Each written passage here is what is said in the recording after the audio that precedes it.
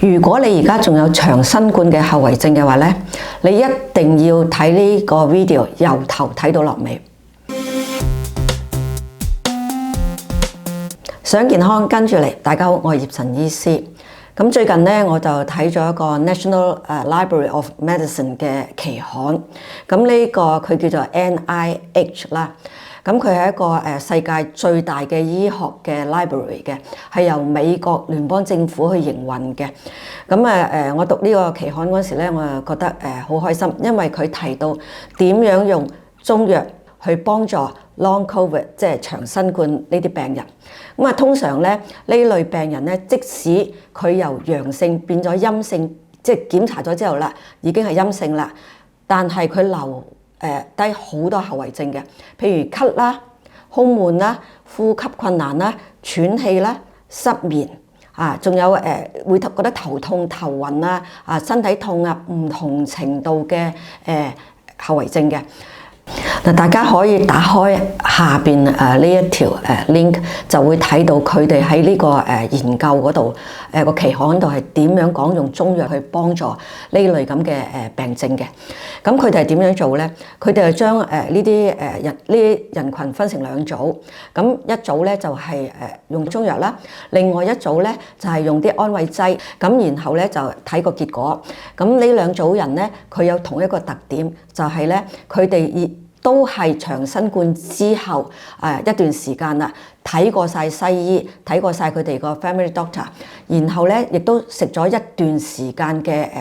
唔同嘅西藥，但係得唔到緩解嘅。咁而喺英國同一時間咧，亦都係做咗個臨床嘅實驗，佢哋做咗 clinical study。呢啲長新冠嘅病人咧，佢哋就俾佢每星期針灸一次，連續6個星期，咁睇下佢嗰個結果。雖然佢哋話咧就要等到2025年先會有一個好詳細嘅report 出嚟，但係有份參與呢個咁嘅臨床實驗嘅病人已經講緊啦。Do seem to be responding， 即係話啦，已經見到有效果啦。咁作為中醫，我睇到呢個 report， 我真係好雀躍啊！雖然我哋中醫知道我哋嘅針灸，我哋嘅中藥確實可以幫到呢類嘅病人係有效果嘅，但係當呢啲咁有權威嘅報告出嚟咧，佢哋個影響力同埋嗰個說服咧係會更大嘅。咁喺過去嗰3-4年呢個新冠期間啦，我哋診所係冇關過門嘅，除咗政府要逼我哋啦，好似關咗2個星期到啦。咁根本我哋都一啲都唔驚嘅，因為當你個抵抗力高嗰陣時，你身體自然會去同呢啲咁嘅病邪病毒去打嘅，係咪？咁我哋中醫有句説話咧正氣內存，邪不可干，即係咩意思啊？即係我哋嗰啲正氣係可以足夠去打呢啲咁嘅病毒嘅。呢啲正氣咧係西醫所講嘅，就係嗰個免疫系統啦。嗱，當然唔係話每個人嗰個免疫力都咁高嘅，係咪？咁好似我有個 accountant 識咗佢10幾年噶啦，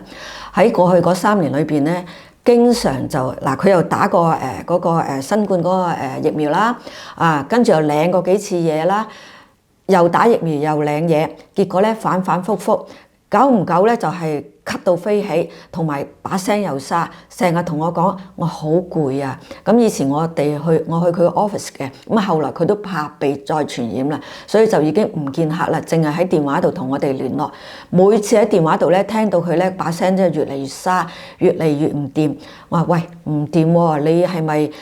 既然都食咗咁耐嘅西藥，又打咗咁多針啦，係咪可以嘗試下中藥咧？我甚至乎因為我同佢好熟㗎，我話你嚟我度啦，幫你睇啦，我唔收你錢啦。其實唔係錢嘅問題，係佢對中醫個認識度問題咯。但係我覺得，如果當你一樣嘢已經幫唔到你，你係咪有個 open mind 而去諗下第二條路可唔可以幫到你咧？或者唔一定幫到嘅話，我再試第二條路啦，係咪咁先？咁但係佢冇做到啦。至到年幾前，我已經同佢失去聯絡啦，已經電話揾佢唔到，完全係揾佢唔到啦。我相信佢可能都幾麻煩。我都唔敢諗佢而家係點啊！我到而家我個零月我都會再打電話俾佢嘅，但係完全揾佢唔到㗎啦已經。嗱，講翻啦，當你個免疫能力唔係話又係咁高嗰陣時，你又有咁呢啲咩後遺症，或者咳咗咁耐啊，即係氣喘啊、呼吸困難呢啲咁嘅後遺症嘅話，嗰陣時咧，你係咪要尋求一啲援助啊？中醫、西醫咁啊，睇下你對邊方面有認識度高啊，或者有信心咯。咁我哋其實中藥裏邊咧就有好多化痰藥嘅，有啲化熱痰，有啲化寒痰。咁唔係話你喺隨便喺出邊買一個或者川貝枇杷膏啊，或者幸福化痰素啊，就可以止到痰㗎，係咪？我哋一定要辨證論治嘅，睇下你係寒咳定熱咳㗎喎。如果你買錯咗用錯咗嘅話咧，仲慘過你唔去用藥添。咁慢慢如果你嗰啲痰仲未化嗰陣時，你淨係去止咳，嗰啲痰仲係積喺個肺裏邊，咁你個肺裏邊嘅痰根本就冇俾一條出路佢去走出嚟，所以一定要化咗痰，然後等佢慢慢先幫佢止咳嘅。咁如果你再塞住喺個肺裏邊，咁慢慢你個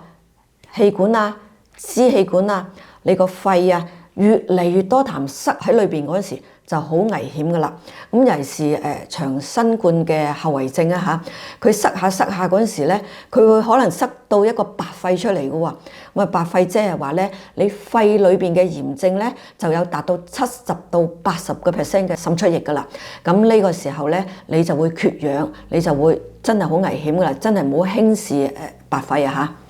嗱，西醫對白肺或者長新冠嘅後遺症咧，個治療辦法咧就唔係太理想嘅。嗱，之前咧我都做過一個比較短嘅視頻，係講係點樣用我哋啲中藥方去幫助我哋去化痰同埋止咳嘅，嗰個叫做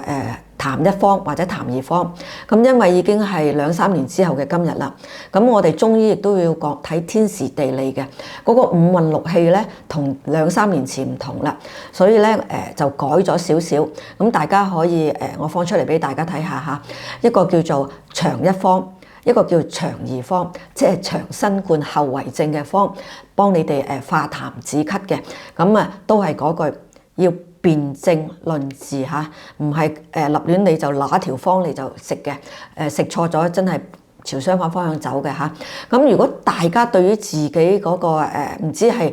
應該用長一定長二咧，其實大家可以影啲嚟發俾我哋睇，我哋就可以話俾你知，你應該用長一定長二方嘅嚇。咁啊，至於針灸方面咧，因為要牽涉到你哋要去睇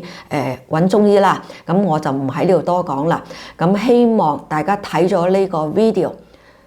如果你哋有呢啲後遺症，或者你朋友有嘅話咧，將佢分享出去，你哋真係功德無量嘅，因為後遺症係可以拖好長嘅。我哋講緊嗱，乙型肝炎係真係拖好耐係咪？即係可能冇斷尾嘅。而家呢個唔係叫乙肝啦，而家呢個叫乙肺啦，即係等於佢亦都會拖好長、好長、好長時間嘅。咁呢個會對大家嘅健康好大影響嘅。咁希望大家可以即係分享出去，幫助到更多人啦。